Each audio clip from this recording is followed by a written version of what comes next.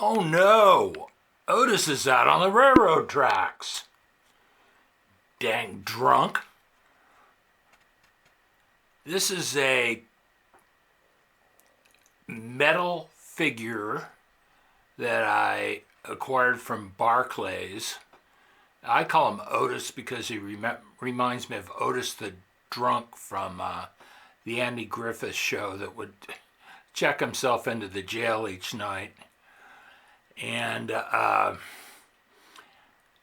they don't give you a base with these heavy metal figures. So you have to lean them up against something or let them fall down.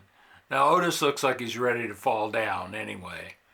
But I figured out a way to get a base underneath him, which you could put on any surface and the color of the surface would show through. And what I did was I used his original packaging, which was hard clear plastic. You probably can see it under his feet. And I got an old empty bottle that had some vitamins in it. Let's see if I can get this to focus. There we go.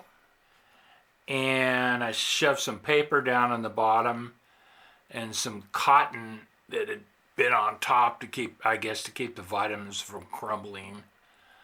And then I cut some more off of Otis's package and glued them to the feet of this construction worker with Gorilla Glue. Now he's since tipped over a bit. You want him to be level when you attach the base. This base is a bit oversized, but the construction worker is stretching his arms out and he's holding a tool, digging tool, and a big bottle of soda pop. So he's kind of top heavy. So I made it a bit larger. And I originally came up with this idea with my jug band. And the jug band are all metal figures. They're die cast, of course. Very nicely painted, and they're Barclay's items. And I wanted to put them on the Marks train station.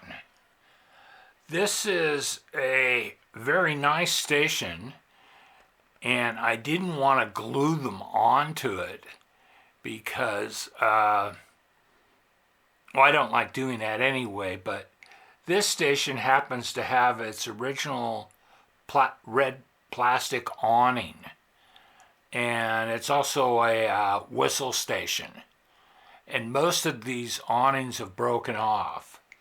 So I put one very long piece of plastic from its there,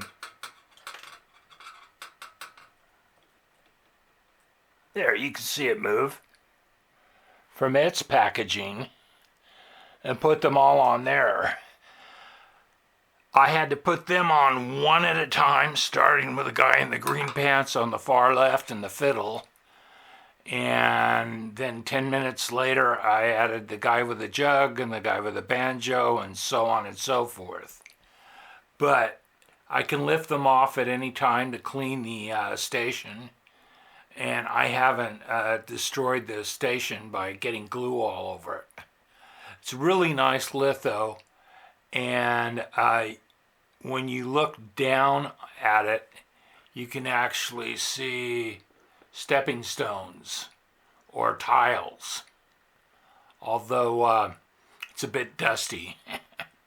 So anyway, I thought, well, maybe other people have come up with this problem and are wondering what to do to get their figures to stand upright. They're heavy metal figures. And this is what I came up with. So save the packaging, don't throw it away, and just cut it to the appropriate size with the scissors, and get out your Gorilla Glue. And after the guy goes what appears to be dumpster diving into the bottle here, what is this? Oh, it's potassium. And just put a little bit of Gorilla Glue on each foot. Don't overdo it. And set that piece of packaging on there. And 10 minutes later, you will have a stand, a base. Now, Barney is in the police car, and he's worried about Otis. So I'm going to take Otis and move him over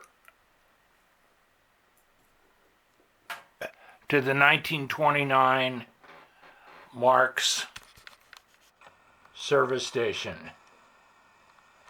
He's still a little too close to the tracks, but what are you going to do? At least he's got a place to go buy beer. So, bye-bye from Otis.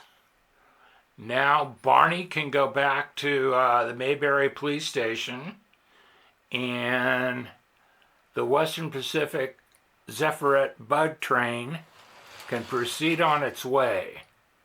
So I hope this little tip helps somebody. I had to think about it for a while. I had no idea what I was going to do. I almost glued him to like a piece of wood and set the piece of wood on top of the station. I thought, what about the packaging that it came in? I don't think I threw it away.